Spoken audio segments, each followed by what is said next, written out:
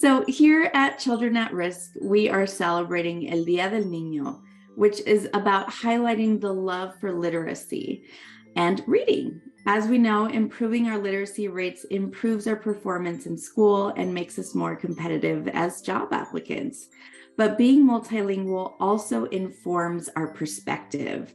Rosemary, tell us a bit about the work you do here at Children at Risk.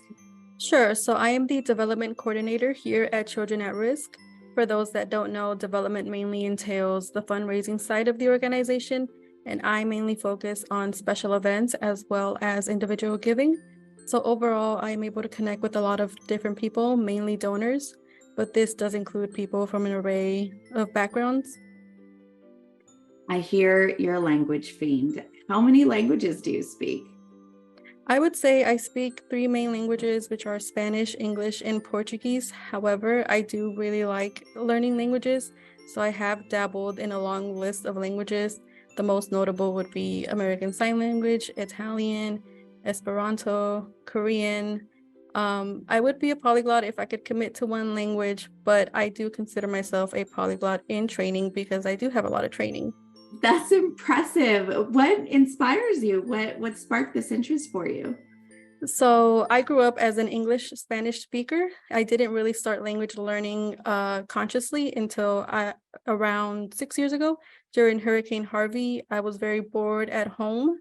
So I decided to learn Portuguese. And since then, I've still been studying Portuguese.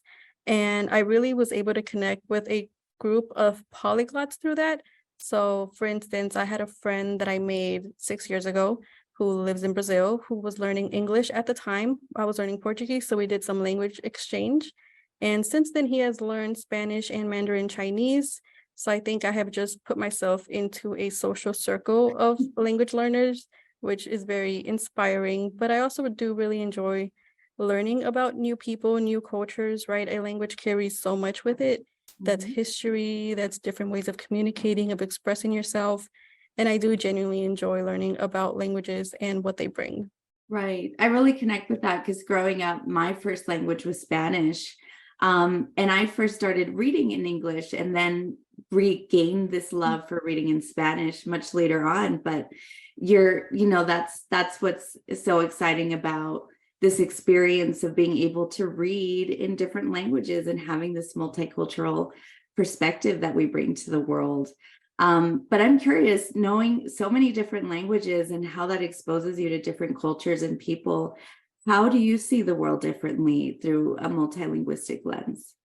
So I do think I have a better understanding, of course, of the languages and the cultures that they bring. For example, since I do speak Portuguese, I do know quite a lot about Brazilian history, politics, people, culture. But I think even just the ability to know multiple languages sort of opens up your mind. So because I know multiple languages, I know that people are different, right? There's different cultures that I probably wouldn't have been exposed to had I not known these languages. So I think it just makes me more open and prepared to encounter people from different backgrounds. I don't necessarily have to know their background to know that there are people that are different from me. So I think that's the main thing that has helped me with, right? Just being able to work with people from different backgrounds and being more open and approaching towards diversity. So that's something that is very important to me. Thank you so much for sharing that perspective. And I think it's just so harmonious with the goals of El Día del Niño, celebrating diversity and our languages. I think just like you, languages should bring us together and help us appreciate more cultures. So thanks for sharing your story with us, Rosemary. Thank you.